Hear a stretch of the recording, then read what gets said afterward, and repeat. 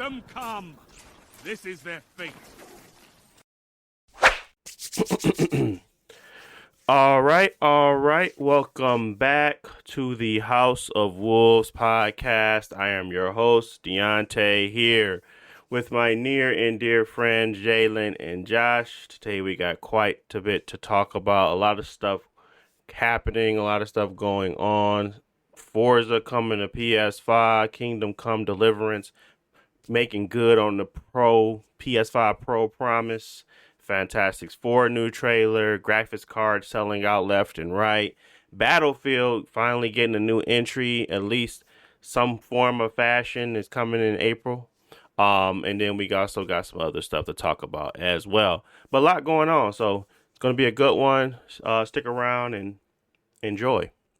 But before we get started, per usual, Jalen, Josh, tell the people how you been, what you've been up to, what you've been doing, how's life going, what you've been playing, and just overall how you feeling.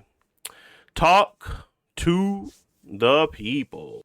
Yeah, so I'll kick it off. My week was, I had a pretty long weekend. I ended up getting sick at the end of last week. Just, I guess, a normal cold. Me and my daughter usually get it together. So we were down for like a day and a half, but then got better. And then I also had like Monday off. So I had a pretty long weekend. During that time, just mostly home, taking care of my daughter. We did get to step out a little bit to enjoy a little bit of the sun that we got, because this week the weather actually has been raining a lot and very windy, but it's still cold. So we got a little bit of sun, but now we're back inside as the seasons are, I guess, starting to change or trying to figure out what they're going to do. Yep. Beyond that, as far as media, I got to play a little bit, a couple games. So I told you about Combat 7 last week. I didn't get a whole bunch of time to play it, but I got to try out a first couple levels of that, and it's pretty fun. Because, like, when you play a game like Halo or something like that, the flying is always super streamlined. Like, it's super easy. It handles just like a car or something like that. But planes are very different than cars. And so when you play like a different game that's trying to simulate more realistic flying, like a Battlefield or something like that, right, it was always difficult for me to learn how to fly planes in Battlefield because people shoot at me, and I'm trying to learn how to fly this helicopter and stuff like that. Yeah. So whereas Ace Combat, I mean, it's still a combat-based game, but they spend a lot of time teaching you how to fly the plane, and it's pretty fun. Like actually learning how you can like go forward and backwards and up and down, and also like rotate all like separately from each other. So that means you can, once you get good at it, you can fly upside down. You can do like 90-degree turns. You can fly, turn off your engine, and do like a 360 and spin around. So it's very cool actually learning the controls. Even though I would say Ace Combat is it's still arcadey. Like, it's not a full simulation game. Like, you ain't got to worry about all the 2,000 different buttons in the airplane cockpit. I guess that's the next step. Some point in the future, I'll play Microsoft Flight Simulator. But for now, just learning how planes function and stuff like that, and getting used to the cameras and stuff. Yeah, so far it's pretty fun. It's Bandai Namco published. I forgot the developer though, but they've been making these games for a long time. The story is kind of like anime, like military anime story, but so far so good. I haven't seen anything I don't like. The music is pretty good. Like, you fly in the plane and it's pretty calm, like I guess like orchestra music when it's no combat, and then the combat started and then they crank it up or something like that. So I guess if you ever seen what's the Tom Cruise movie? Top Gun.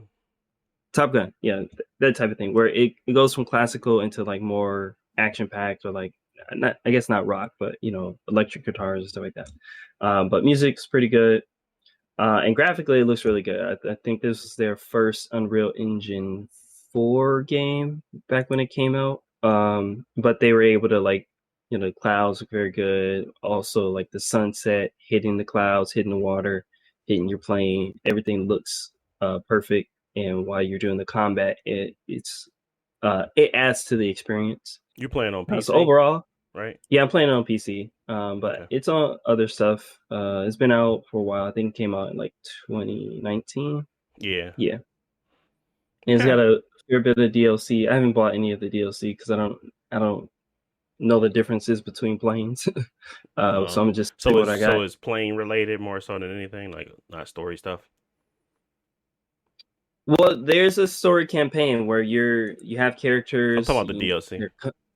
Oh, DLC. I don't know. I know that they have a Top Gun DLC where you can have the Top Gun planes, Oh, but okay. I think most of the DLC is different plane packs from different eras or different type of planes and stuff like that. Okay. Yeah. That's cool. That's cool. That's cool. Um, I did like the whole new Microsoft simulator where you got rescue jobs and all that stuff now, where you can like Hmm. do certain basically jobs in there. They added Yeah. what some of these jobs that the people do, even putting out fires and stuff. So I thought that was really cool. Um, so yeah, I mean, it's a resurgence of the playing games. Uh, okay. Anything else? No, I'm gonna keep messing around with that. Try to figure out how the customization works because you can change plane parts and stuff like that. But yeah, pretty good game. It does have multiplayer. I doubt that I'm gonna even give it a try because I'm not trying to get blown up. Gotcha. But yeah, it's pretty fun. Other than that, just my normal free to play games. Jump into my dailies, play some more Marvel. I think we're gonna expect a new character sometime soon, maybe at like the end of the month. But yeah, that's my week. Okay. What about you, Jalen? What you been up to? What you been doing? Uh, Shoot, just working out, playing a game. Nothing too exciting. I think this past week, I don't feel like I had like anything like big go on or anything like that. Mm-hmm. Still just trying to go ahead and hit my 183 days. So yesterday I was at day 20. Tomorrow morning, I think, yeah, tomorrow morning I'll be at day 21. And just keep it pushing, so on and so forth. So that I've been trying to hoop a little bit more. I know I keep going back and forth. I mean, I've been on this podcast for years. Y'all catch me hooping frequently, and then I stop, and then I go back and forth. So, but I actually went to go hoop like 2 weeks in a row. It's only like once a week or whatever, but I think I probably picked up basketball and shot like 3 times since the start of the year, maybe. So, I need to do a little bit more than that to kind of keep my body in shape, acclimated instead of just weightlifting and stuff. Um, but I registered for an 8K run. I finally did that. I think it was like Thursday or I think it was like last Thursday or something. Did that. So we all situate in that regard. So March 23rd, I got to start prepping, making sure I'm good, and then go in there and, what I'm saying, being moving at breakneck speeds. Um, Trying to beat those. Hopefully I'll You're catch the trying to grab speed run again. those Sonic levels, huh? Yeah, trying to personal record, bro. Get the PRs, bro. PRs, man. Can't lose Some those PRs. coins. Get I up. got you. I got you. Got to You know, protect in the the old Sonic coins. game, you get 9 minutes and 59 seconds. After that, when I hit 10 minutes, you die. You just So, fall off the screen. yeah, I'm like, dang, bro, you can't be on the stage for 10 minutes. You like, do you, dude, just slide down it. But nah, so that game wise, I haven't really been playing much. I've been spending a little bit of time on Metaphor. I think I'm pretty much at the end of the game now. So, I think I'm on like September 24th or something like that. Okay. So I mean, I still got the little back to 100% it.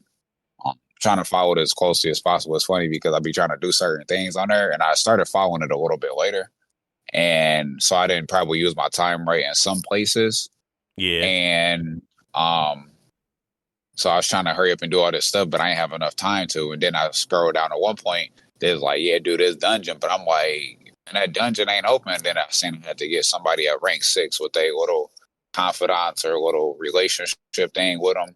And I was just like, dang, so I need to go spend my day doing that. So I had to backtrack a couple of days one time. And I was like, I don't really need to do this, but I was like, I want to because I'm finna hit a critical event. So let me just try to make sure, just in case or whatever. So, and then some people are saying like some of the stuff or whatever, like when you fight other people, you don't necessarily have to do it. So I've been trying to like make up time, and I see why they have that walkthrough the way they do, because certain people are not available on certain days. And I was like, all right, well, I'm gonna go do this, and I'm gonna hang out with bro on this day. He be like, you can't hang out with me today, bro. You're supposed to hang out with me. Yeah, you know what I'm saying? So now I got to figure out how to make up time in that day, and then bro available the next day, and I'm just looking like, bro, now I gotta do some BS this day, stuff like that. So kind of running into that. I ain't making too much of a big deal about it, but thoroughly enjoying the game. I did hit a tad bit of burnout with the game because of some of the things I can tell was like it get a little repetitious. But I did like how they did the story at this one point in the game, and I just thought it was all kind of it's pretty cool. It was different. It wasn't like no crazy Persona 5 little pool type thingy. Still got to see what's gonna happen next, but I did think that the story is much better than Persona 5. So that's still gonna be my benchmark because that was the main one that I beat. But yeah. So other than that, though, everything's smooth. Hopefully I can beat it this week, and then I have updates and stuff on it. So okay, cool. For me, just to keep it short, I really ain't been up to much. I've been watching. I told you I was watching those Netflix shows, so I was watching the Night Agent, and then I just finished a Recruit. And that's pretty much what I've been doing. I ain't really been playing no games. Only game I've been playing was no, I ain't been playing nothing. I ain't turned the game on in a hot second. I played a little bit of Spider-Man 2 over the weekend. But mostly I just been watching TV. So I've still been watching that Mashal show, which is ridiculous. But entertaining to throw on in the background noise. And I just been trying to prep stuff. So been really busy on the other side of things versus playing any games lately. So I'm gonna try to get some games in this weekend. I don't know what I'm gonna play, but I'm still trying to figure that out.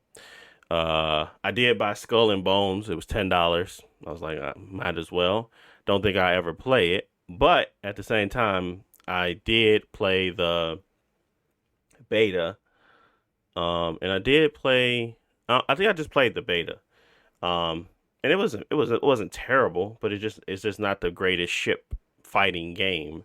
And I want to see what they kind of changed and updated, but I've been hearing a lot of same that it's not really that great. So I'm gonna give it a shot at some point. But it was like I said, it was only $10 for a physical copy. Why not? What else? That's it. The kids been good. It's been interesting trying to find like little activities for them to do. They really into trains right now, so we trying to get them like train activities, go see some train museum. We took them to the library the other day, and they're just hanging out in the library. Because my kids actually like to read, which is surprising, but they do enjoy reading a lot. So we just went to the library. They read some books, and they hung out in the little kids area. So they had some fun. So it's good. But I be feeling like I'll be like need to get them out the house more, and that's kind of one of those things where you're like, oh man, when are you gonna get the time for it? And now that I have like a whole work from home position, it's kind of like I don't even get out the house that much. So making a effort to get out the house more is very, very important. So we've been trying to do that, but I always been doing that, but it's like even more of a focus for me, simply due to the fact that I'm always at home. So anyways, I ain't been doing much though. Now we got some stuff to talk about, and I've been definitely keeping my ear to the ground on all this news, man, because it's kind of crazy, all this stuff that happened. But we finna get into it now, talk through some of this stuff, what it means, and go from there. But yeah, let's start off with our first topic. It's probably one of the bigger ones that we're going to be talking about is Xbox sending Forza Horizon 5 on over to that PS5. You know those three pillars, right? Halo, Gears, and Forza. One of them is gone. it's Forza is gone. Forza is now on the PlayStation 5. We already knew this was like, it's not, you know how everybody knew something was going to happen, like this is what's going to happen next, but you don't feel like it's real until it actually happened. I think the Forza going over was the realness of it that everybody had to kind of come to terms with. We're no longer in this era of exclusivity, and we're not, at least not on the Microsoft side. They're literally third party in regards to how they approach gaming now. So I think once people finally come to terms with the change, it was very interesting. But I'm gonna stop right there before I go into my whole spiel and kind of ask, what are y'all thoughts on the change, and what do y'all see on the internet? What's the chatter looking like out there, or if y'all seen anything about this move? Honestly, no. I didn't even know Forza was already out. It's Because I not haven't out heard yet. much about it. Not out Oh, yet, okay. but it got announced. But as far as like Forza going to PlayStation, I think like we've been talking about for a while, it's inevitable. All the franchises are going to show up. Forza has been their, I guess, more successful franchise over the last generation or two. Yes. Constantly putting out good games, constantly like probably the best game in this genre. And even with like Gran Turismo coming out, Gran Turismo 7, I think. Yeah. I think it did okay, but it wasn't as popular as I think they wanted. So it coming over, Forza solidifies itself overall as probably the best racing game Mm-hmm. franchise. It leaving the Xbox exclusivity, I don't think it's too bad of a thing. Right now, Xbox is trying to expand, and that is just going to help them. They're going to get more money. They're going to get more fans. Less people buying Xboxes, sure, but more money going. Well, hopefully, more money going towards Xbox. And personally, I don't see it as a problem with for right now. It's a little experiment thing, but there's no saying that it can't ever go back to just being an exclusive or have some sort of Exclusive window or something. exclusive window on Xbox. Maybe not now, maybe far in the future, next generation. Once Xbox has the lead or they feel like they have a good foothold again, they can always pull those franchises back over to their end.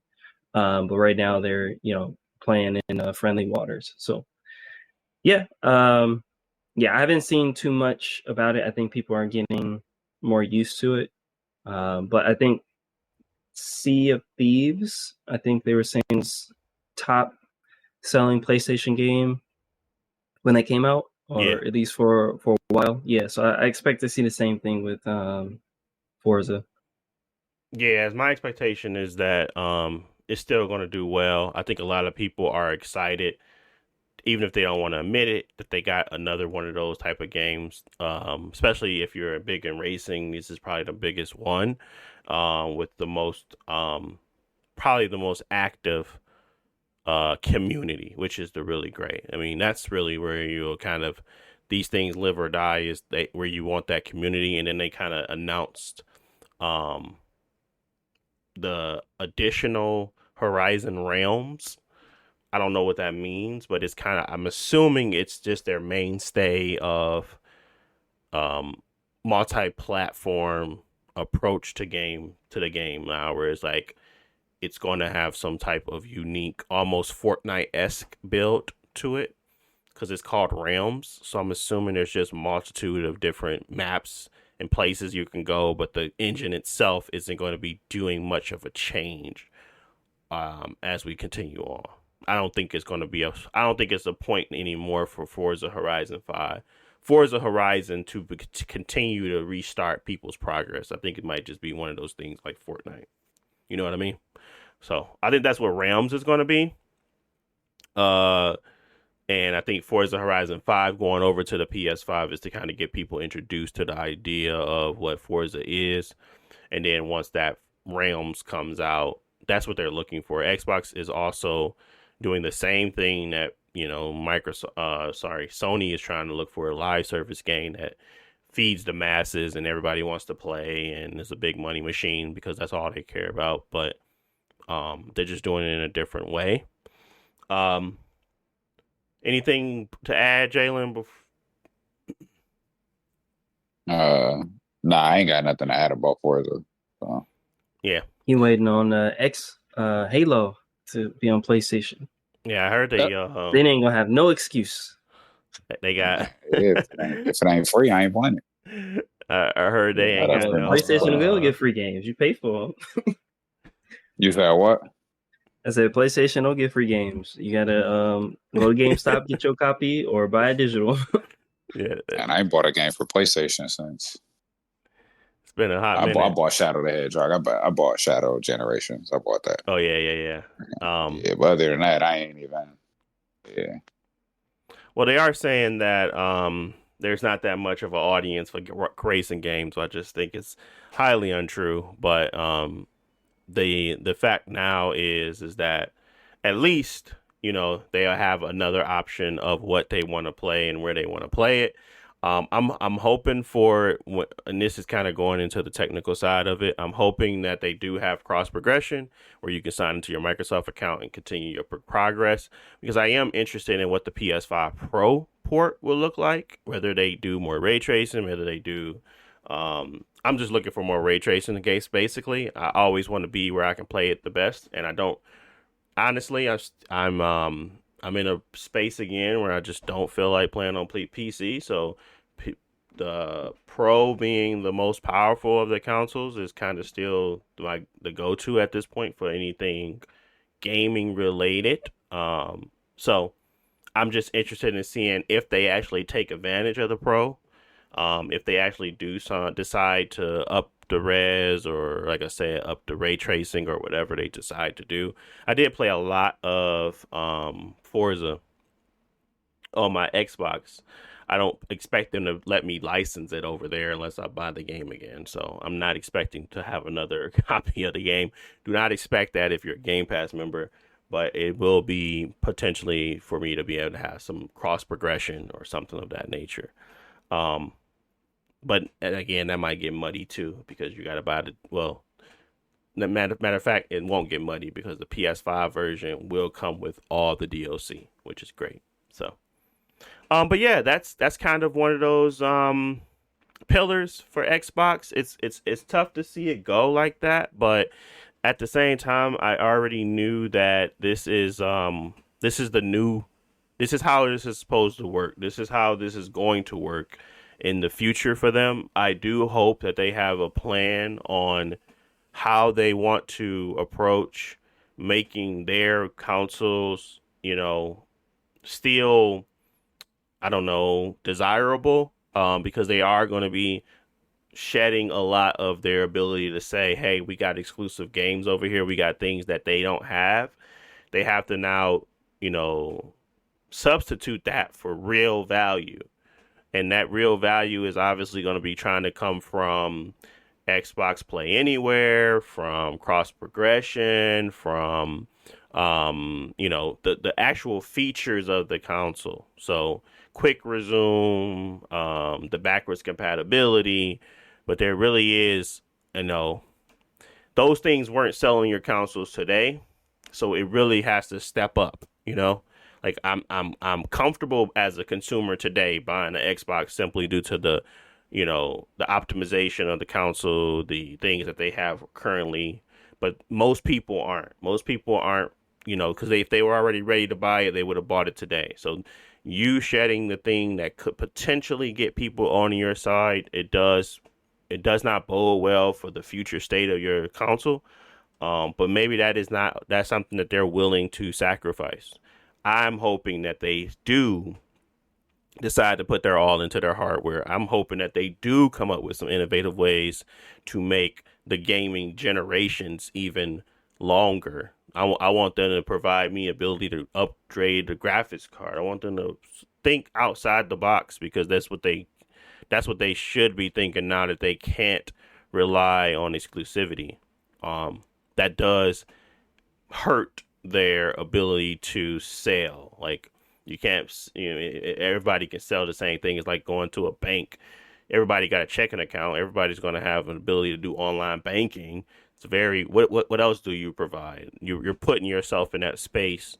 So you have to start to deliver on the other services and hardware to make you to differentiate yourself. Because right now, the story is, and we're going to talk about it in a second, the Pro is the best console to buy, the most optimized console to buy, and there is the place where you can play not only PlayStation games, but also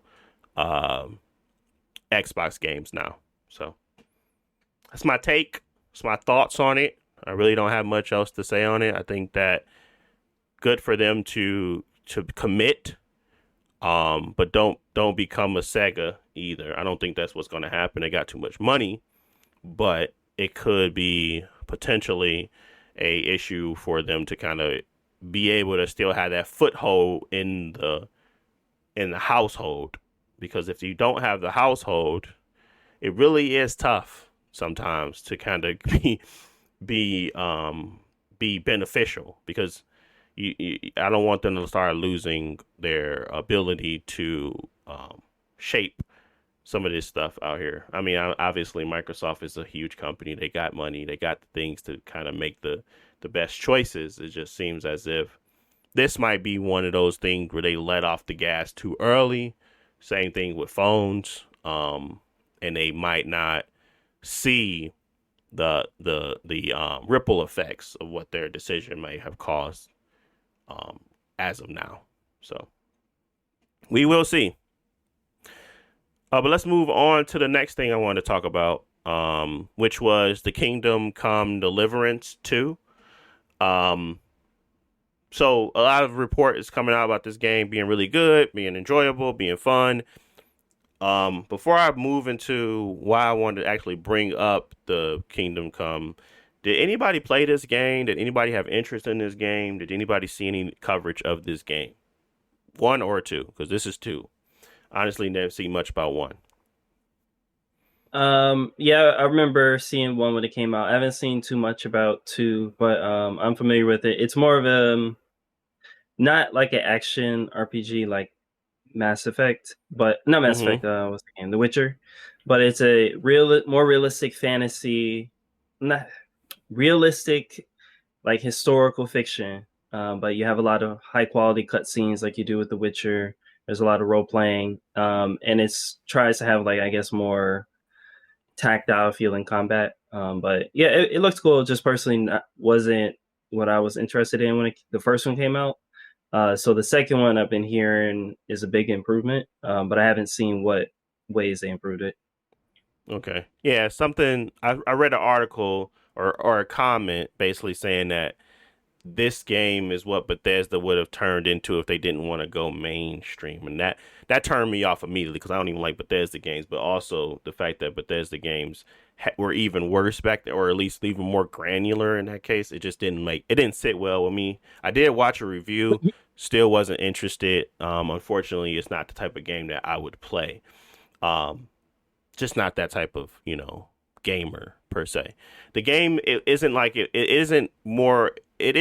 it's so granular that you have to kind of give your all to it. It's just, I think that one, the game looks very beautiful. It's using an engine that most people don't use, a Cry engine, and it runs well. It's not using Unreal Engine, so a lot of the things are going well for it that I feel like are great. And that's why I wanted to bring it up, because the PS5 Pro is actually holding on its promise to provide fidelity modes at 60 FPS.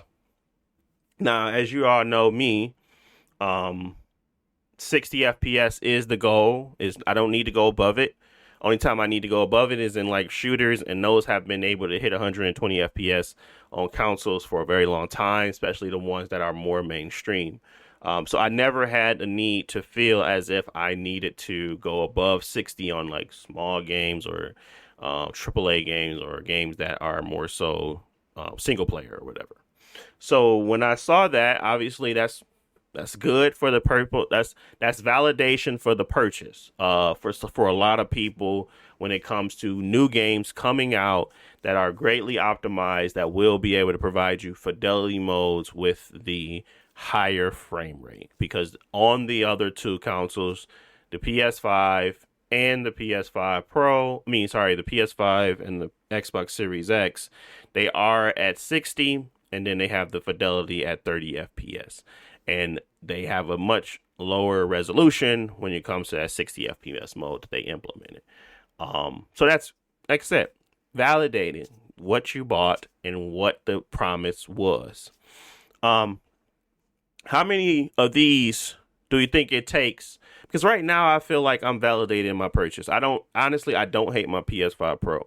I feel like it is giving me the best experience, and I'm glad I did not buy most of their catalog before I started I didn't buy a lot of their catalog. Like the last game I bought from them was God of War Ragnarok. And then I stopped buying their games for a very long time. Any of their single player focused AAA games, I didn't buy them. So it wasn't like it was, but at the same time, people will argue, well, what games did they put out? But just to kind of make my point, I stopped buying games from them, and it allowed me to go back to a backlog of a bunch of games that have been properly optimized for me to play in a great way on the Pro. So I never was like, oh, this thing sucks, because I always had a valid point of having it in my household. How long before this becomes useful to the masses, or it flips the script? Do you think the script will ever flip for the PS5 Pro? And that's versus just a normal PS5? Yeah. Personally, the value proposition. Yeah, I think personally, I don't think it would happen for the masses at that price point. I think that the price point is valid for what you get, but it's still a lot of money for people who, gamers don't usually like to drop that much money in mid-generation. It would have to be like the PS4 generation, where the base console could barely handle the games. And I don't think we've reached that point with the PS5. Like, I know you said it runs better on the PS5 Pro, right? But it does still have a 60 FPS option on the base console. Yep. And for me, honestly, as long as it didn't run poorly, like most of my games didn't run poorly, I wouldn't even consider getting the Pro for me at this point. But yeah, I would say the difference between now and last gen is the base console was falling behind very quickly, whereas I think the base PS5 still has space as long as the games are optimized. Like, that's always been the issue for me, is that unoptimized games on PS5 run terribly, which unoptimized games on PS5 Pro probably you don't have this issue with. Yeah, and that's the same thing that was happening with Ninja Gaiden. Ninja Gaiden had the same thing for me. I was playing Ninja Gaiden 2 Black. I'm not saying that the Xbox version didn't run great. It ran fine, ran perfectly fine, looked good while it ran it.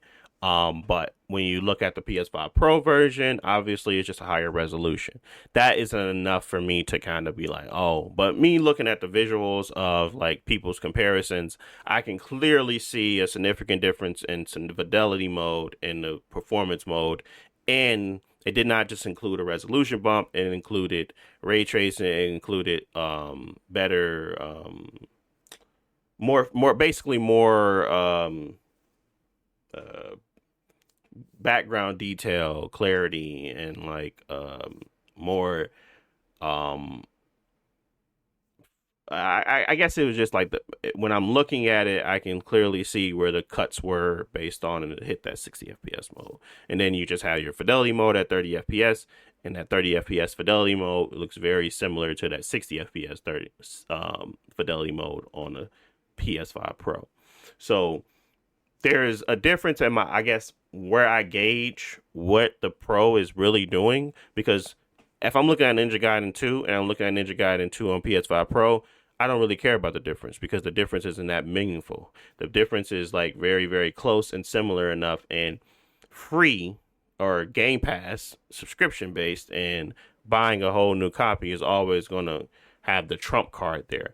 But there is times where, if maybe for instance the Pro is getting a similar copy of the same game like Doom Dark Ages, and there is a better high resolution bump in ray tracing or whatever due to the fact that they have PSSR, because of the fact that they have better ray tracing capabilities, or maybe just better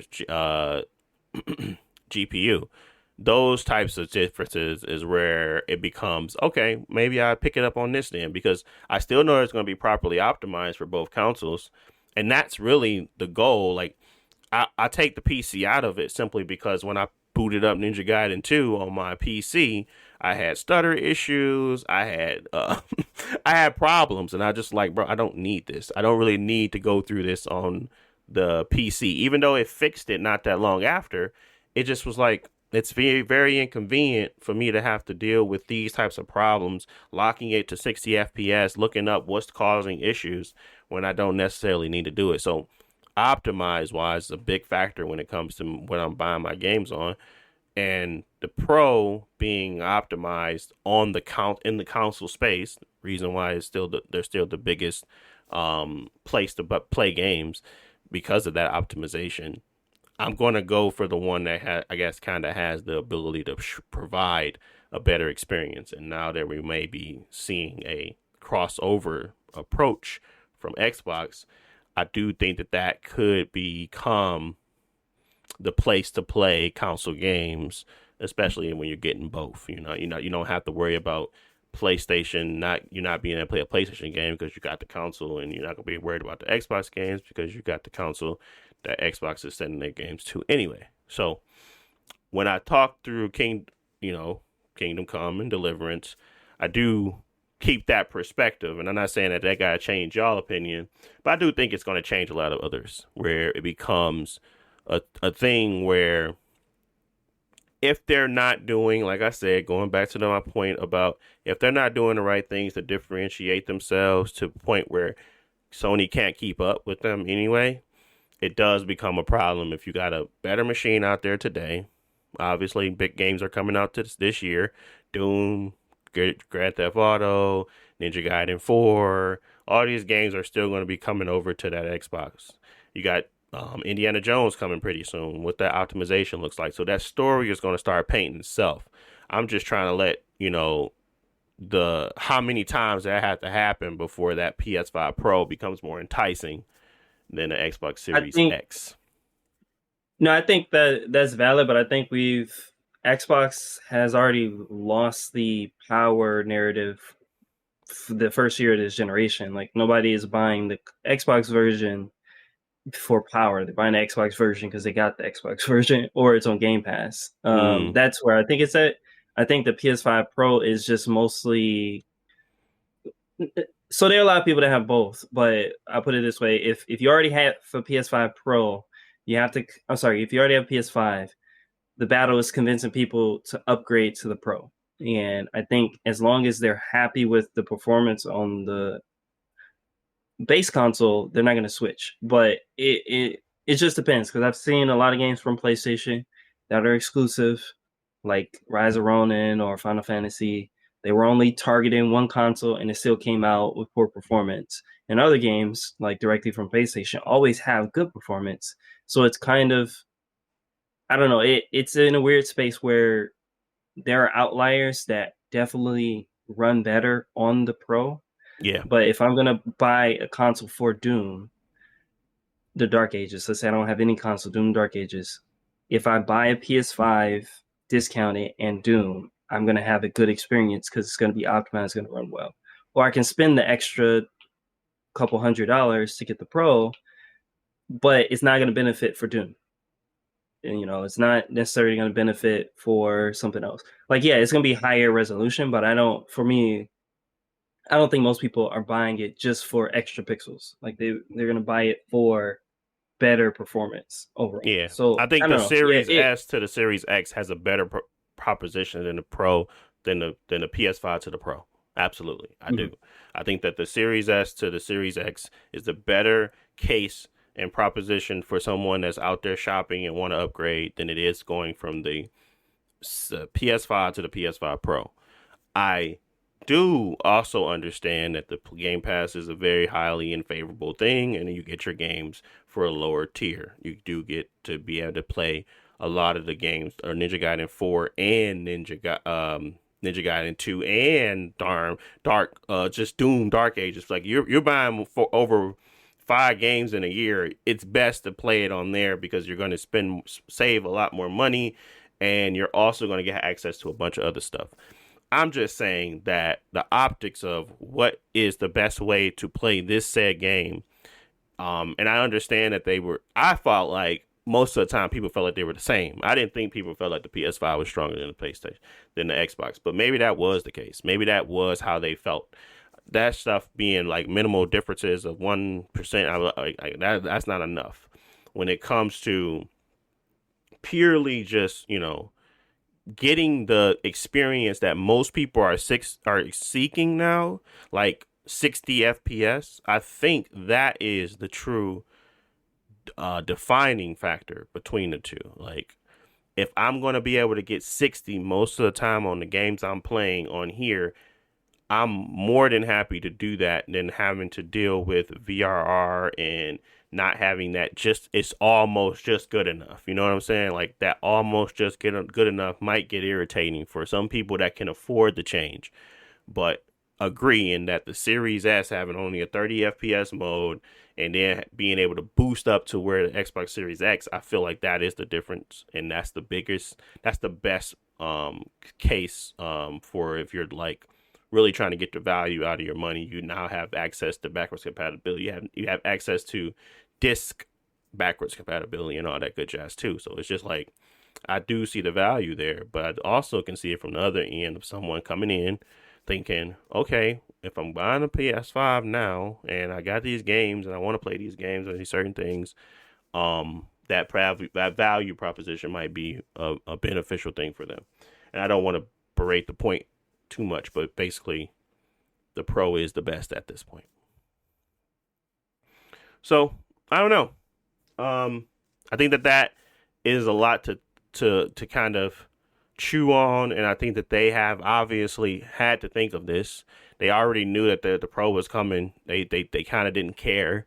They are going to be optimizing for it now because they obviously got Indiana Jones coming soon, and they have other games they are recently announcing like Forza and stuff like that. So they have to understand the threat of that Pro, and they have to understand the value of it. And maybe that pushes up their time clock on what their game next generation is going to look like or whatever. But it is a problem to solve, to me, at least to me. Maybe not to everybody, but I think it is a problem. Any final thoughts on that? And I promise I won't say nothing after. Oh no, no. The Pro, like as more games come out, it's gonna continue to justify itself. With the enhancements, it's just, yeah, it depends on how many consumers need that top tier, or they're just happy to get the game at all. Yeah.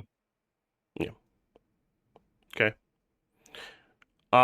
Well, playing into that, because I wanted to talk about it as well, is the Nvidia graphics.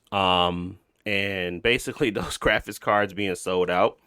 It is starting to look like, it's a problem for these cards to, one, stay in stock, not heavy scalped, but two, just to be able to start to see value in staying in the PC market. It is starting to it's like diminishing returns at this point. There isn't being like these strong and big upgrades to these graphics cards. They're not seeing true generation defining experiences on there right now. It's like 1 or 2 games, and these games came out in 2020. Talking Cyberpunk, they still treating that like the flagship, and it's like that game was targeting consoles back in 2020. So it does feel like the PC is waiting for the consoles to either catch up, but at the same time, optimization is truly the key to the future. AI driven stuff, all this good jazz, blah blah blah blah. But before we get to any of that, you have to get the card in your hand. And it's really hard to do so. People are calling this launch of these new graphics cards a paper launch because there was so little of these cards out there on the market. I don't know if that's due to pending tariffs. I don't know if that's due to just supply demand, but literally there was not that many of these cards, which tells me that they are not. I wouldn't say that they're high in demand, but it could potentially just be a fact that they don't really need to sell you more graphics cards. And that tells me there is really diminishing returns on being a PC player today. Like there isn't really like you have to have in order for the used market to continue to thrive, you got to have new entries to come in, right? If the new entries keep coming in, they're overpriced because people are scalping them and keeping them and not really actually, feeding the used market. It does become a problem where you're like, okay, well, what do I do? If I am in this position now where even like you, Josh, you can use your position if you was looking for an upgrade. If you're going from a 3080 like 2 generations ago to something else, or to one of these newer cards and you really can't even get one. So now you're looking at previous generation, but the previous generation is just as bad on the high end because they're even scalping those like the really good 4080 Super. So it becomes like, again, a problem to be in the PC market. Before I continue with my next point, any thoughts or have you seen anything that would refute my point, I suppose, or have you seen anything different? Has it been anything in regards to, or maybe your experience with the used market?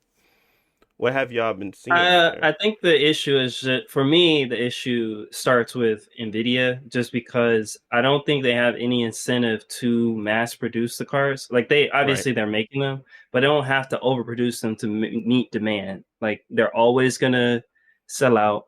They're always gonna like have a long tail for people buying them, even multiple years after. Where it's like we're on the 50 series and the people can get their hands on the 40 series, they will still pay for it. So I think the problem is Nvidia. That's how they do their business, and it works for them. And there's really no second, runner up.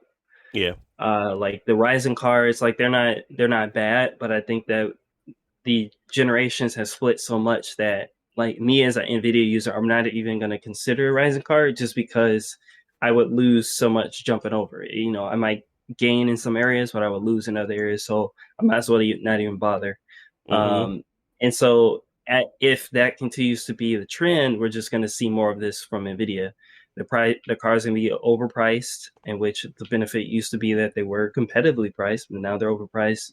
The performance is speculative. Yeah. I mean, Like it's there, really. but it's Yeah. speculative. It's not that And really good. Yeah. you can't get your hands on it. So that's going to be an issue for a while until the gulf between Ryzen cards and Nvidia changes. Um, so unfortunately, I wouldn't consider a 50 series card because I don't like what it's doing.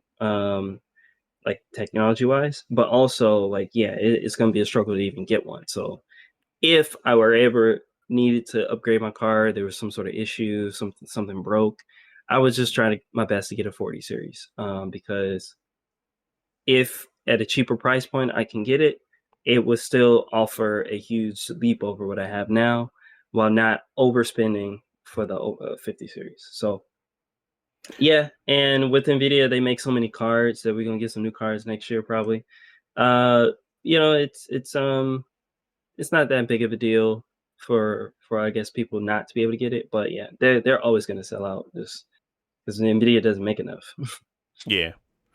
I think they tagged on to that Jordan approach, but that does cause an issue for, like I said, the used Oh, market. sorry. one more thing that Yeah. I forgot to bring up is that Nvidia's third-party manufacturer relationships over the last two generation releases Mm-hmm. has been worse, because like there are a lot of companies that used to have their own. Because like if y'all don't know, for graphics cards, there's always the like Founders Edition that's made by Nvidia. It's got Nvidia branding on it. Those Right. come out usually first, and they're usually the pre-order ones. But there are also other companies that offer different versions of the graphics card. Maybe they got more RAM, maybe they got more RGB lights or whatever. But there are other companies that make their own version. The prices might be a little bit higher, but you get a better card or a card that's more specialized what you're looking for. But there have been a lot less of those companies making those cards because one, the partnerships with Nvidia haven't been as good. Like the margin that they can make money off of hasn't been as great. Or like one company that used to make a lot, EVGA, like they said that there two reasons they're going to stop making Nvidia cards is one, the profit margin isn't there, and two, it's they're not able to guarantee to their customers that they can get a card without supply issues because they have to go through Mm. Nvidia in the first place. And Nvidia, I guess, has no remedy for those third-party manufacturers to avoid the demand. You know, if they sell out day one, they got to call Nvidia, hey, we need 1 million more. It's like, okay, we got you in 8 months. You know, and that doesn't work for third-party companies. So I think Nvidia, for me, is the root cause of like this issue for graphics card this generation.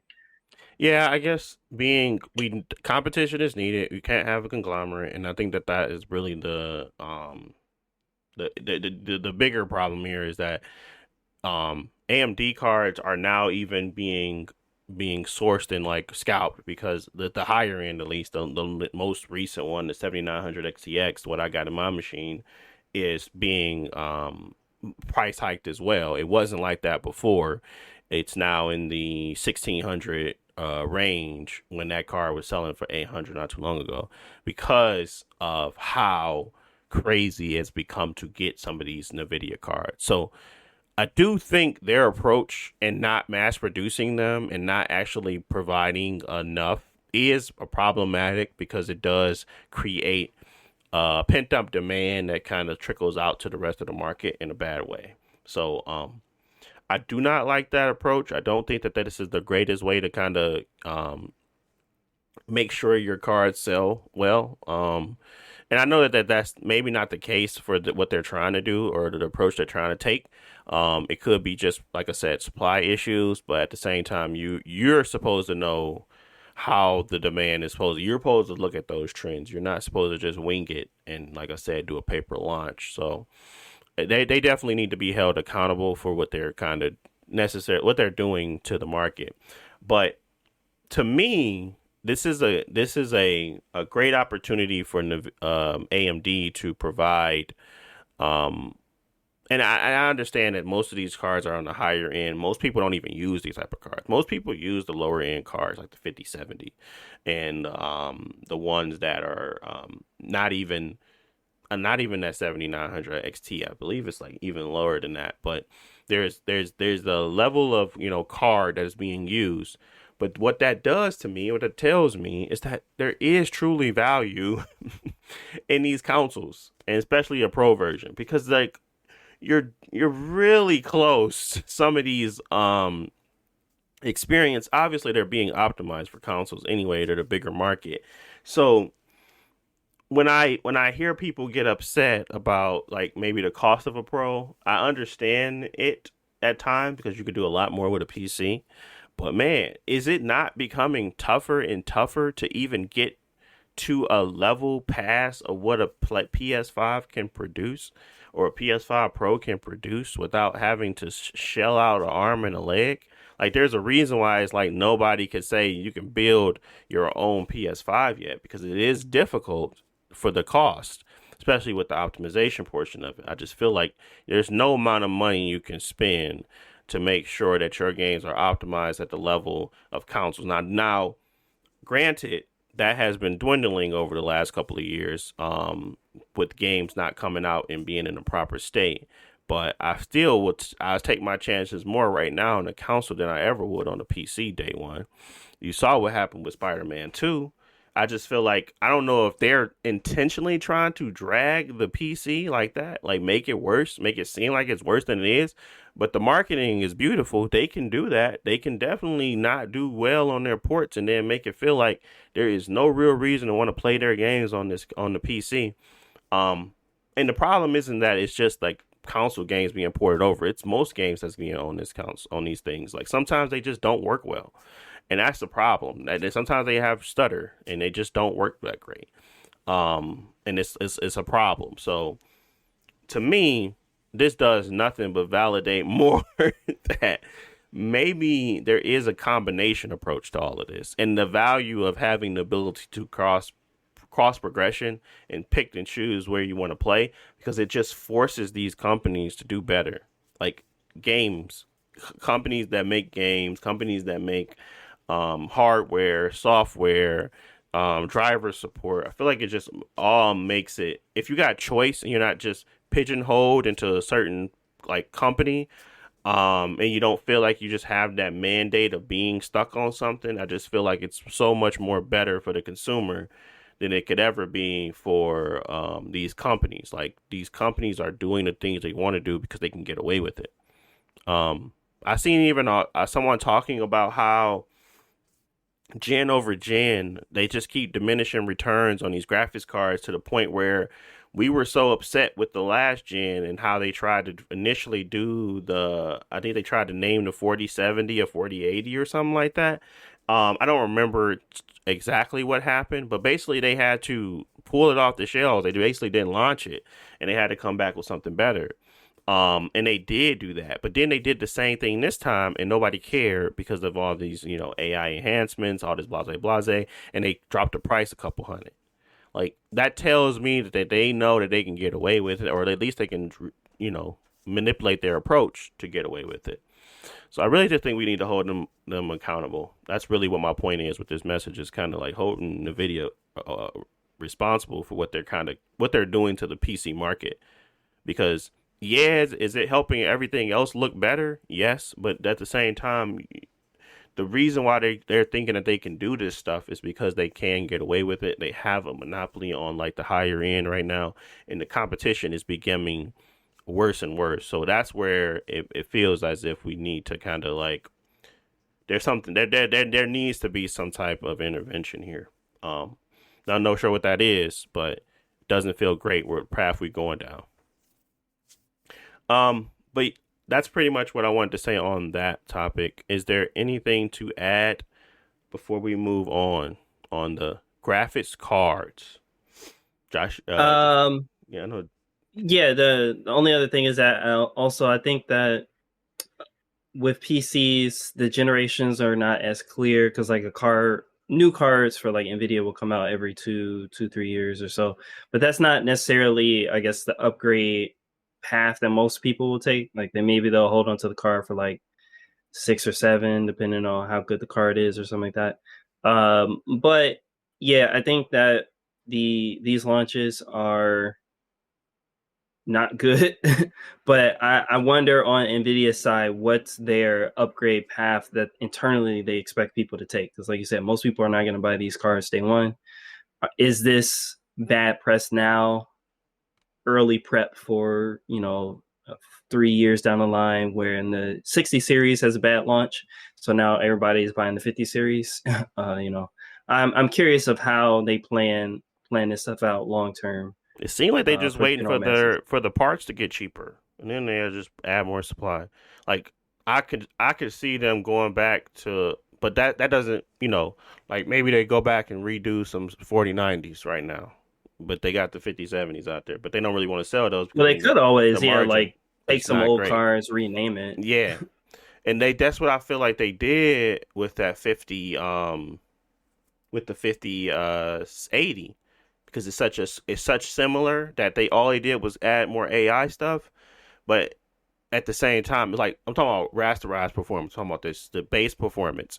But they're not even trying to sell them, so it has to be some different play. That's what to me feel like. It feel like it's just like they playing their little games, and we along for the ride. So but okay, that's what we want to wrap that one up, and let's move on to our next topic. Next thing I wanted to talk about was the Fantastic Four Deliverance. Or no, sorry, not Fantastic Four. What was the name of it? Shoot. Isn't like New trailer. I forget the name of like the other tag first on it. year or something like that? Yes, Forget. first steps. First First steps, okay. steps. Let's talk about that because I thought it was really I thought it was cool. I ain't gonna lie. That was cool. I didn't expect them to kind of use a time like to place it in like a different time.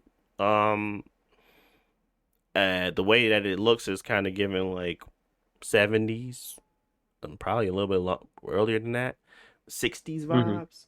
vibes. And I thought it was cool. I didn't know Pedro Pascal was playing Reed Richards. I had no idea. I didn't know anything about this. All I know is I watched a trailer and I was immediately intrigued with some of the stuff that they were showing. But before I go into my little breakdown or stuff I'm looking at and reading, what are your thoughts? Or if y'all did see it, what's your thoughts on this Fantastic Four trailer? I think it dropped today. Yeah, they teased it yesterday, I think, and it came out today. Yeah, I knew that stuff because they kind of been talking about it for a while. Ever since they got rid of King the Conqueror, they've been talking all about their next steps, which is Fantastic Four and Doctor Doom. Yep. So yeah, I knew about the casting. Everybody looks fine. I think Pedro Pascal is just a good actor in general, so I didn't have any doubts. But yeah, I personally don't picture him as Reed Richards, but I'm sold on the actor, so I'll just I'll deal with it because I think he'll Chalk it do a up good job to regardless. whatever. Kind of like what Yeah. they did Doom with they're doing Mr. Doom with what's it Robert Downey Jr. Robert. Robert Downey Yeah. Jr. Yeah, like come on, man. Yeah, but overall the trailer looked good. It's a more classic period piece, like you said, maybe like the 50s or 60s or something like that. I don't know. More of a reference to the character's original Yeah, look. style because they want Yep. to go back to the original Fantastic Four. And also, it's a weird thing where this is also the merger between, was it Fox and Disney? Because back when they bought Fox a couple years ago, they got the Fantastic Four back, Oh, okay. but the MCU had already been going at that point because if you remember the Michael B. Jordan Fantastic Yeah. Four movie that came out in like 2014 or something like that. Yeah. That came out after Iron Man, and in the Marvel world, technically the Fantastic Four are as popular as the Avengers, or at least like science wise, they're as important as Tony Stark. And so for them to never exist in the Marvel MCU is kind of weird. So kind of what they're doing now is that this is either a different time or something happened in the past or something like that to try to merge them into the stories that we already seen. Because like these characters should have already been here because they're in New York, right across the street from Tony Stark type stuff. Gotcha. So yeah, it'll be interesting to see how they're trying to merge this in. And I think that's part of the reason why they're going with a different time, uh, like overall visual appeal to it looks very different because they're going to try to merge it in somehow. Mm. And then they tease Galactus at the end. Galactus for me, I guess, is the only weird part that I'm not that hype about, just because Galactus is a very, very weird character in the sense that he's a man, right? Mm-hmm. But he gets giant, and not just giant like Ant-Man, like giant to where he can swallow the earth, like that big. And so we haven't seen a character, I guess, in the Marvel movies that is that out there as far as like their abilities and stuff like that. I don't know if they're gonna make him that big in this first movie, but he's Mm-hmm. he's one of their next, I guess, Thanos level villains type thing, where his whole thing is he's gonna eat all the planets. So you gotta stop him. Oh wow. That's the only part I guess I'm a little nervous about, because they can mess it up easily. Because in the last, they did Galactus before in one of the old Fantastic Four movies, and he sucked. So Oh. yeah, that they gotta do it right. Well, I mean, yeah, I mean that makes sense, and I feel like the image of him being just as big as this Statue of Liberty, or at least a little bit. I mean, a little bit bigger. At least that's his head, anyway. Maybe they Yeah. will. Maybe they did shorten them. Maybe they did make them smaller. I didn't know any. I don't know anything about Galactus, Well, obviously. he can change his size to all Oh, types of oh, things. He okay. can be any size. So what I'm saying is I think that maybe for this first movie they will limit his power, just limit his size to something like, yeah, tall as a building. But maybe in the future, I don't know if you saw Eternals, but like in Eternals they were showing like Oh yeah, the big uh guy that was stuck in the water. yeah, so that's not Galactus, but like, yeah, Oh, that type of size or mm-hmm. bigger. Like Galactus is bigger. Gotcha. If you watched What If season 1, they kind of did the same thing with Ultron, kind of turned him into Galactus for a little bit. But Mm-hmm. anyways, that's the only part that they could mess up, because he could be just kind of like this weird giant thing. But overall, the movie looks interesting. Okay. Okay. Well, yeah. I mean, um, for me, I was just going to break down what the characters are, what they do, and if nobody was aware of who these people were. But Mr. Fantastic, he's obviously the smartest person in the Marvel Universe. At least he's supposed to be the smartest person in the Marvel Universe. Invisible Woman, Sue Storm. She's played by Vanessa Kirby. I don't never heard of this actress, to be honest. Yeah, me Um, either. Joseph Quinn, I have heard of him. He's playing Johnny Storm, which is obviously Human Torch. He can turn into flames, with his flame on. Did he say flame on? I think he did say Not in flame the on. trailer, but he said Oh, Flame on, but not in the trailer yet. oh, okay. Then we had the Thing. That's playing by I never heard this guy either. Iban Moss Bakrik. Is that the guy that plays in Black Panther? No, I don't know who this is. So he's in The Bear. I haven't seen The Bear, but he's one of the characters in The Bear. He was Okay. also in Andor, like when that came out. But generally, just a pretty Oh, I good know who like this guy actor. is. Yeah, yeah, Yeah. yeah, yeah, yeah. I know who this guy is. Okay. Well, good. I mean, more shine. These definitely feel like picks to keep the budget low. I'm not saying that they were bad picks, but Pedro obviously has a better esteem. But the rest of them feel like they were like, we want y'all around for a while. We're gonna make sure y'all stay around for a while. We're gonna give y'all a big Mac budget, but we're gonna make sure y'all not known names now. Which is cool. Well, I think they all got some sort of like Academy Awards. At least the guy from The Bear does. I'm not familiar with Johnny Storm actor, Do but you like I feel think like it's they more like have movie presence? All right, because when I looked at his, it just seemed like I don't know who Vanessa Kirby is, so maybe I'm not doing them justice, but it seemed to me like these are individuals that may have had good positions before, like almost a Robbie Donner Jr. type situation where they like sign you on for a bunch of movies, but you are a well established actor at this point. Does that make sense? Yeah, so they're not, the tip top A list actors, but I think that they are still they. What I mean specifically is that they've got some sort of Academy Awards that got Mm-hmm. them on the list for Disney, and then Mm-hmm. Disney sweeping in like, hey, I know you up and coming. We saw you get a couple awards last year. We want to sign you for a 10-year deal with Marvel, and you know help your career keep growing, that type of thing. Not just random people that they picked up off the street, but people Exactly. who've shown like, yeah, you've got some strengths. You got a bunch of Academy Awards. We want that talent and to sign you with us. Because I just looked up the girl. Like, she's been in Napoleon, Mission Impossible, Fast and the Furious. Like, I'm not familiar with her, but like those are big franchises, so I wouldn't say that she's a like nobody. Okay. Um, that's cool. That's understandable. That's fair. Um, they got obviously this robot called Herbie, which is a humanoid experimental robot, B type. Integrated electronics. I think that's what this Herbie stands for. Um, but they also had the Fantastic Car make an appearance. Um, and they had just, I guess this all happened when they were. I have no, like, it's bad, but it's not.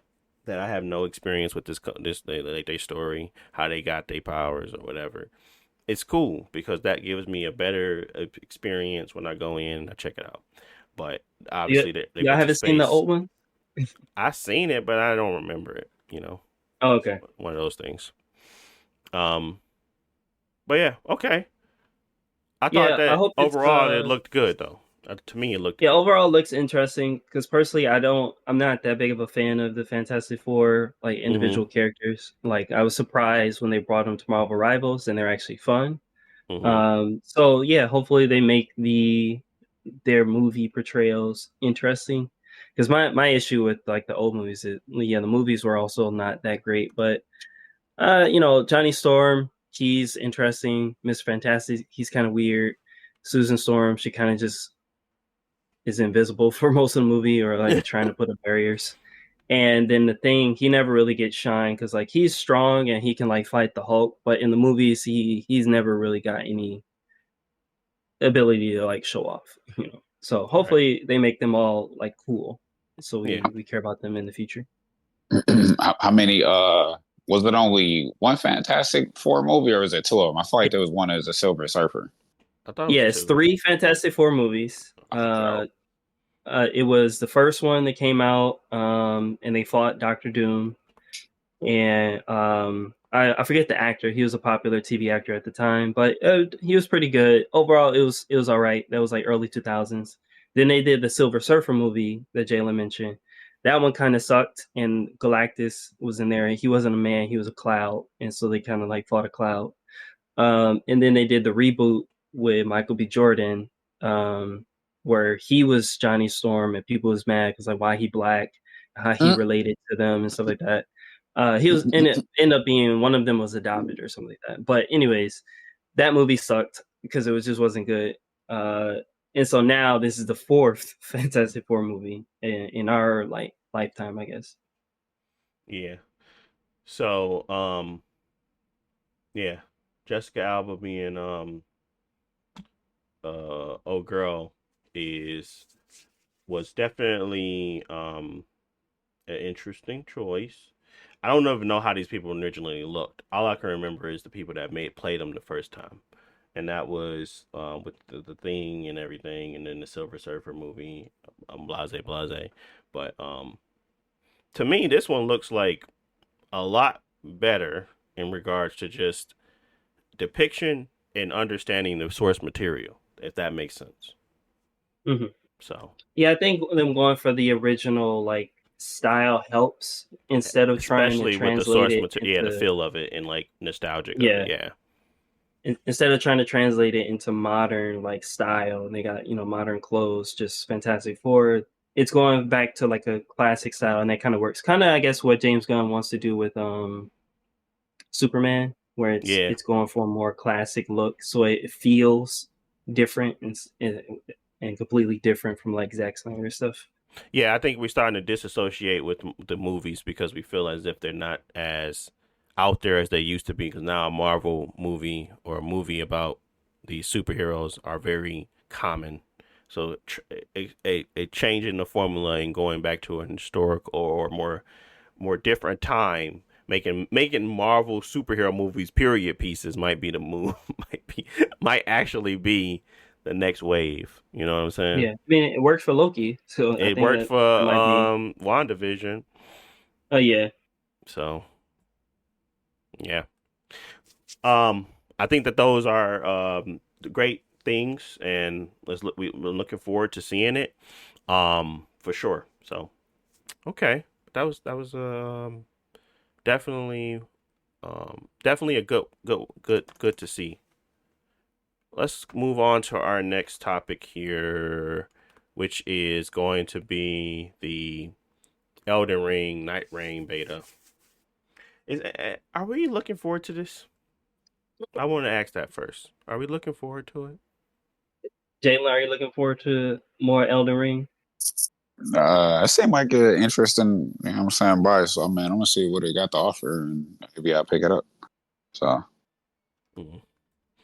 Yeah. Uh, Personally, I'll say I'm not like out looking for or on forums or researching it, but I'm mm, gonna buy it day one when it comes out because it's a From Software game and I like Elden Ring, so I don't really mhm. got nothing bad to say about it. I guess I'm more just worried about how they're gonna handle the multiplayer. 'Cause it's a multiplayer focused game, so what type of hoops y'all gonna make me jump through to play multiplayer, or is it gonna be super easy? If it's super easy, I think the game will be great, just Elden Ring with your friends, which is kind of what we wanted from day one. frenzy Um, rings. Yeah. and then, yeah, if not, and it's a bunch of hoops, it just depends. But I think it's not full price as well. So, yeah, I'm looking forward to it personally. What were you gonna say, Deontay? My thoughts is that it's not a single player game. You have to have friends, and oh, it says it does support single player. So Well, I you can don't. play by yourself, but it's like I guess doing a Destiny Nightfall by yourself. Like it's gonna be easier because the damage is lower, but also it's not as fun when you have to do Nightfall by yourself, unless you're doing some sort of weird build type thing. Hmm. Okay, because what I wanted to do with this, I thought like maybe I can make some boss guides to this or something, and then I was thinking like it's all it's all like what's the name though? It's all You random. can do solo guides. Yeah, that's what I was thinking. Um, I didn't realize that it supported single player. Honestly, I thought that you had to have a co-op, like, or you had to have some type of maybe they had computer PC, like AI that will join you. No, what they've said so far, only two things: you can play it single player or three player. That's it. You can't do two. Um, I don't know how it's gonna do. Like if somebody disconnects, you all might just be screwed. But it seems Mm, like you can queue up for single player, or you can queue up for three player, and that's it. okay. Um, have y'all heard anything new about this? That's it, or is that really what y'all know? That's I don't all know I I nothing know. haven't. about it. Yeah, that's all I know. I haven't been looking because Bandai Namco is super secretive with like betas and stuff. Mm. But I guess if you go to the Elden Ring forum, there's probably a whole bunch of information out there about the game. I just haven't looked it up. Yeah, it's the network test. You was gonna say something, Jalen? Nah, I just saying the same thing as Jess. I mean, that's all I know about the game. So. Yeah. So they do have the network test. If you guys weren't aware, this one's happening. The for earliest is on Valentine's Day, the 14th at 3 a.m. to 6 a.m. Pacific time, and then we got a session 2 on Valentine's Day, which I don't know why they did the drop of the first one on Valentine's Day. It's gonna be a lot of upset ladies out there. 7 p.m. to 10 p.m. Pacific time, and then session 3 is February 15th from 11 a.m. to 2 p.m. Pacific time. And then session 4 is February 16th, 3 a.m. to 6 a.m. Pacific time. Then session 5 is February 16th, 7 p.m. to 10 p.m. Pacific time. So we have a little bit Have you more. ever got Oh, Oh, go my ahead. bad. Go ahead. No, I was gonna say we're gonna have a lot more coming soon in regards to like stuff about this game because hopefully people are gonna be able to share their footage. But go ahead. No, I was gonna ask y'all, have y'all ever got into a From Software beta? Because they're not easy to get into. No, I I have haven't gotten never. one. I haven't gotten to one. Didn't you Yeah, get because into the like Dark Souls 2 alpha or network test?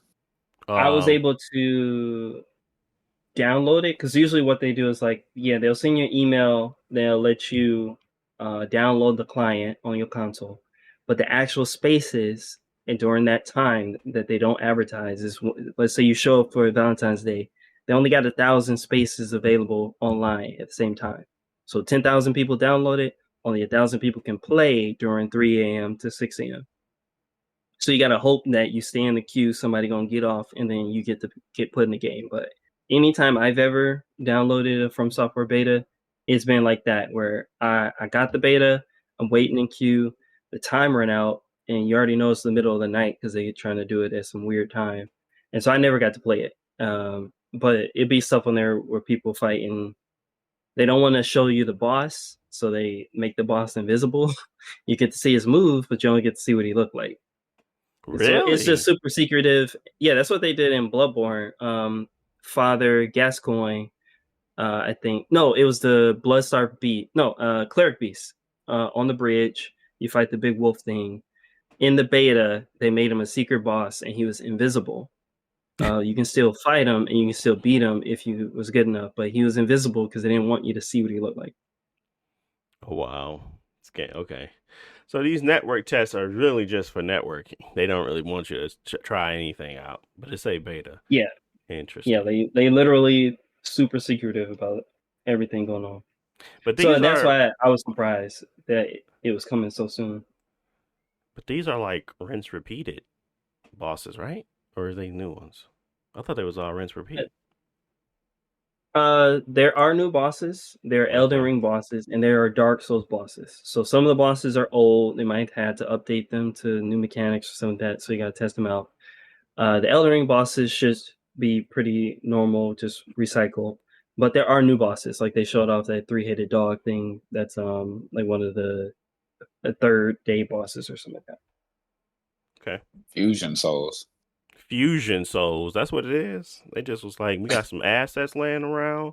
They did that Ubisoft. They said, man, we got plenty of these just laying around. Well, they've been doing that for a while, so never mind. I think Ubisoft might have bit off of them, but they've been. We got a couple of these. We got a couple of these dogs that chew your head off. We can put those right on in here. Those stanky pigeons. Those dirty crows. Oh yeah, not the Your pigeons. favorite. It was crows. It was them I mean, no leg crows. Yeah, they loved them to put crows and them a everywhere. mosquito crawler thingies. Them your favorites, man. Then they gave the crow some blade legs. I was like, bro, I hate fighting these things. But yeah, that game was goofy. Boy, hey, you got some of them couple. Hey, pass them over here, bro. I still got some of them on deck. Let me slide you some. I got some coming your way, my boy.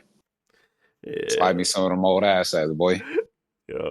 So, but yeah, I'm not like hating on the game. Honestly, I'm just like, I'm now at the point where I'm just like, okay, I'm waiting on it to come out. Once it come out, I give it a fair shake. But right now, I just don't know enough, and nor do more Elden Ring seem like super enticing to me at this point. I'm not saying that it fell off the radar because I literally beat Elden Ring and I beat the DLC. I guess I'm just more so like how many times can they do this, and like I hope the mechanics that they're introducing is really fun, because that's what I really want to see, some innovation on that portion. So and I think that is cool what they're trying to do, but they never been good at networks. And like I remember when I was playing with Jalen a little bit on I think it was either PC, maybe it was just our regular what's our PlayStation, but that man was teleporting around my screen. So I'm hoping that this does, help with their ability to kind of do good networking, because they never have done well with that. But anyways, let's move on here. Oh, before I move on, anything to add to that? Nope. Like I said, I'll probably get it, but I want to see a little bit more about like how the multiplayer works. So hopefully we get some information after this beta. Yeah. All right, let's move on to my man's Luka Doncic and Anthony Davis. This will be a last topic for today. Anything? Well, let's wait right here. Jalen, what have you heard about this Luka Doncic Anthony Davis trade?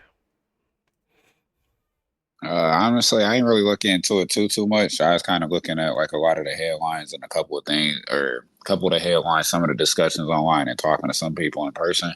I mean, it was just super unexpected. Um, I just didn't see the purpose for the trade. I almost felt like the Mavericks is losing in this trade. Um, they talked about the GM. He's basically a moron. He does a lot of bad things, and this trade just was it disrupted the NBA. I mean, even just from like a personal standpoint, I mean, it sounded like Doncic was pretty distraught about things. It caught a lot of people by surprise. They even had little jokes and stuff going around, like you know Kevin Durant on the bench and he on his phone and in the game. Everybody just like, hold on, like what's going on? So a lot of people thought it's fake. I thought it was fake too. Me and my friends did, but um, I mean, it's real stuff. I don't know. I'm kind of curious to see how this actually like pans out. But I do think the Mavericks would be in a more worse position, especially this season. So I got to see how things pan out with them because I think they was pretty high up as far as like they standing for the Western Conference. Okay, well, you know me, I'm here for the drama. I guess I'll be thinking about the blowback, what this actually means for the Lakers, but really, the drama. What Not would like they were. cause them to send him over for Anthony Davis? Like, this is a weaker trade, in my opinion. This does not solve the star building around a star problem that they just kind of created with maybe potentially getting an all-star or, number one draft pick down the line. To do that for 25-year-old that has provided a way for you to get to the finals last year, doesn't that seem a little weird? It doesn't make sense to me. So when I started to dig, they started to kind of bring up a little bit more information about it. But all of it's speculative. There's nothing that's really actually going to providing like any new, like real new information outside of the fact that nobody knew about it. And when nobody knows about it and nobody shopped it, like nobody shopped around for what they can get for Luka Doncic, which seems very weird, no? Like he's almost like top 5 player in the league right now. They didn't shop him around at all. If they were really trying to get rid of him, right? Wouldn't you think that they would actually try to get other people to bid?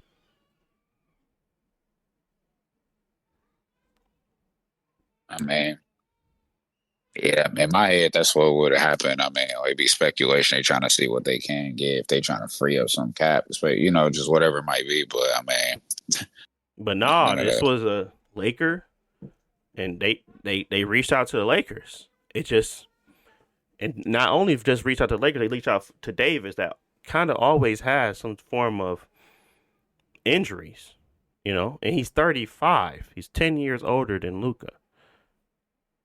And I'm saying that he's not a dominant big man. I'm just saying that there is big man out there. So I don't know. Yeah, It I don't just know what they going seems weird. Seems as if it can be some inner workings going on here.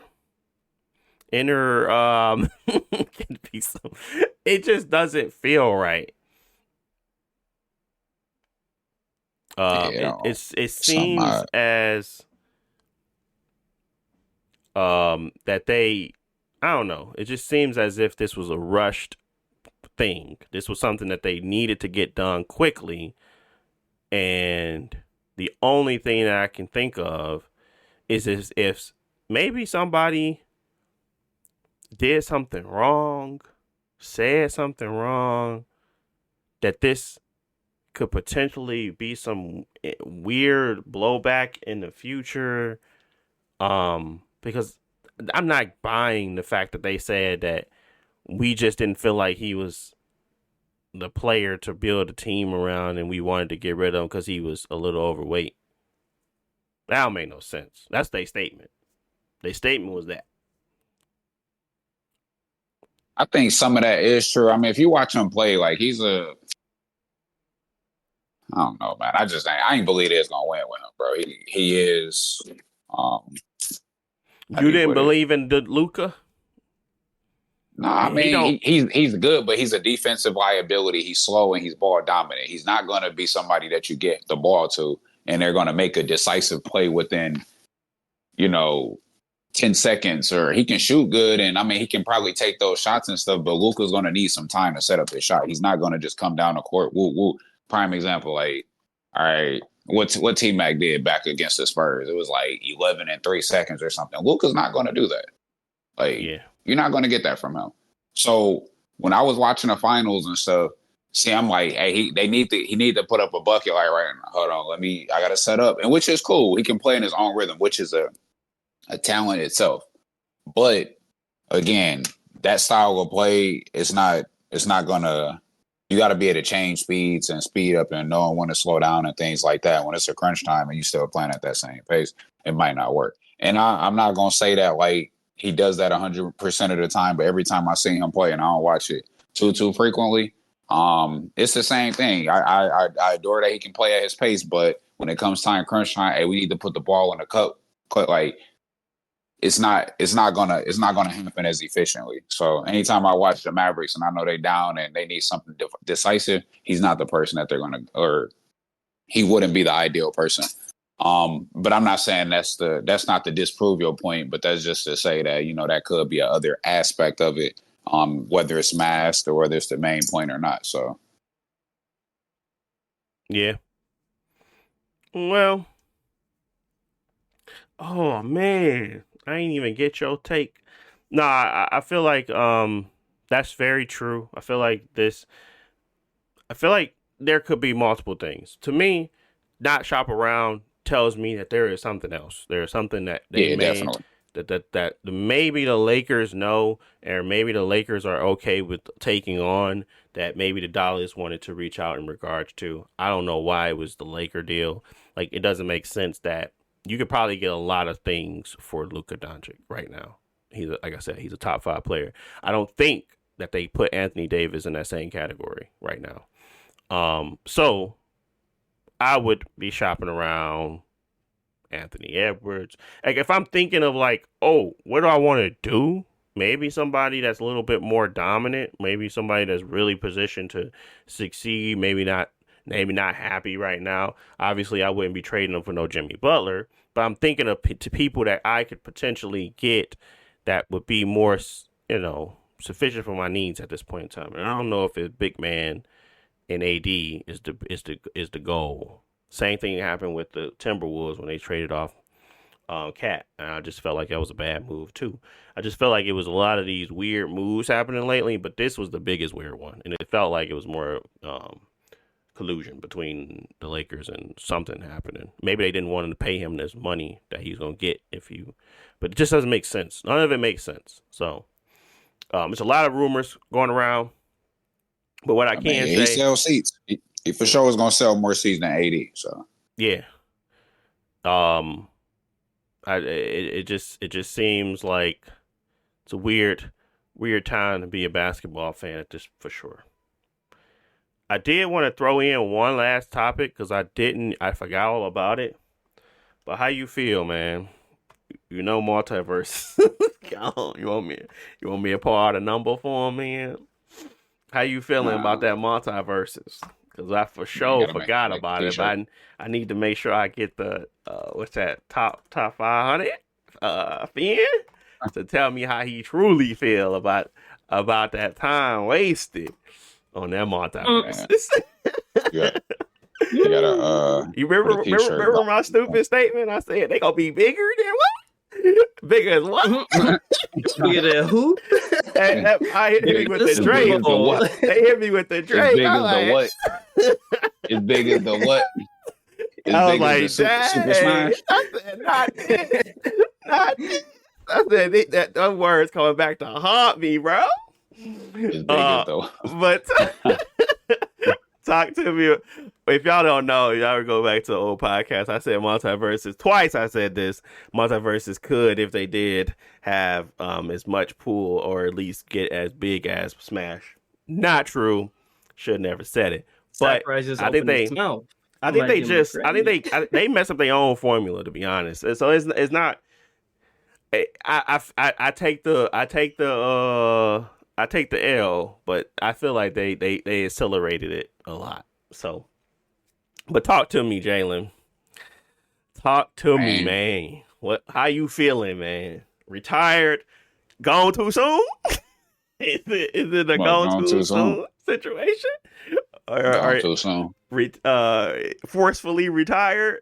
How you feeling, No, man? that game was also trash anyway. I can't even lie to you. That's why, as of lately, when I was playing, I found out they was retired. I was like, shoot, good riddance. Hey, I got a parasitic. I ain't even. I got a toxic relationship with that game, bro. It'd be Oh fun to my play it god. because it's funny to play, but I know the Hmm. game trash, bro. And I be complaining. I'm like, man, this game weak, bro. This game trash. I don't even know why I play this nonsense. Like the game don't even work right, bro. Like, look at this. Like, how did that hit me?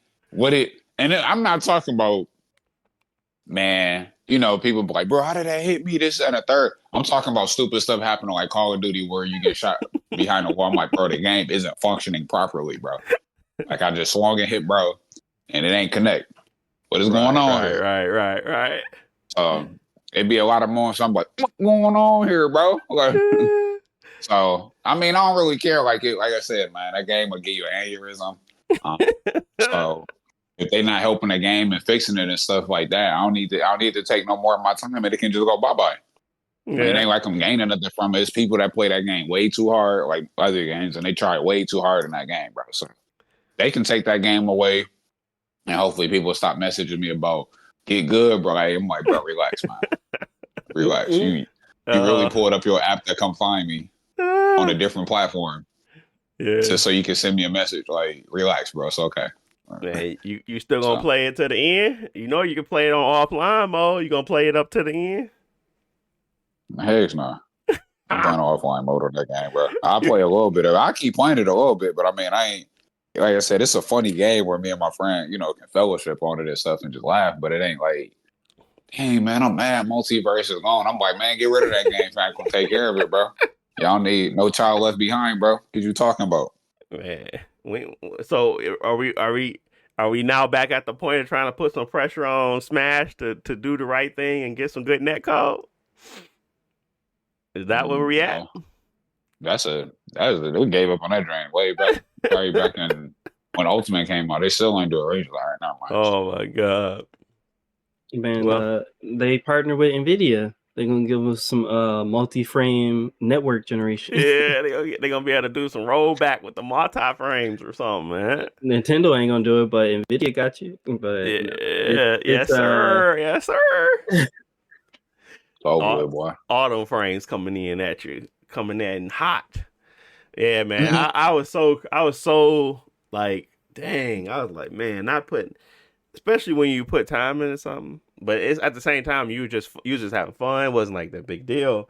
But it's still like one of those things, like, bruh, how I ain't y'all? put no cheese in it, so I I'm cool. know that's good because everybody that bought them founders editions Uh, cooked. Everybody that bought the extra beta whatever cooked. All your little stuff that you bought for that game gone. They can't afford to run the servers, or it's not making enough money to keep the people on payroll. That's the problem. Like, dang. And it's kind of crazy because the concept of it is really good.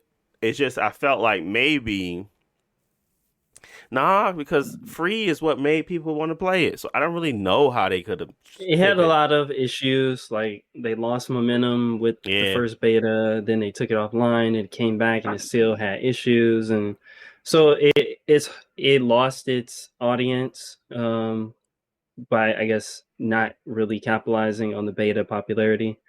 And it's also WB, and WB is in dire straits for money. And anything that's yep. not positive right away, they gonna pull the plug on it. So it's a lot of factors, but I'd say mostly it's their fault. Like it was the #1 game when it came out, and it won like Fighting Game of the Year Yep. at the Game Awards. Not that long ago.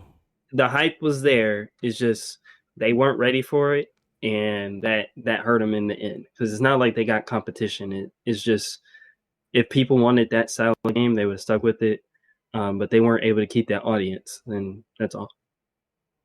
Yeah. Okay. Well, definitely. It was trash. Definitely. Definitely. At least when it came back, I didn't like how it felt. So I ain't keep playing it. Yeah, definitely gone too soon. We're gonna miss those Scooby's, Shaggy sandwiches and those boot kicks. We gonna miss them. That Wonder Woman OP-ness. That Bon Voyage shield. It's a lot of stuff that came through there. The banana guard with his impeccable timing to be able to just run across the stage and get you up out of here. It was definitely some arcs of playing that game. But it is what it is. When your parent company ain't got the bands or the bandwidth, sometimes you gotta go, man. So I told bands to make her dance, bro, and they ain't got the band, so I'm running. For sure. Like they dope. Yeah. But that's pretty much it. I ain't had nothing else. I want to thank you guys for listening as always. If you got to this part, you're the real OG. We'll be back next week with more topics, more things to discuss, more updates on the life. But it is what it is. This is the House of Wool podcast, and thank you for listening as always. See you next week. Peace.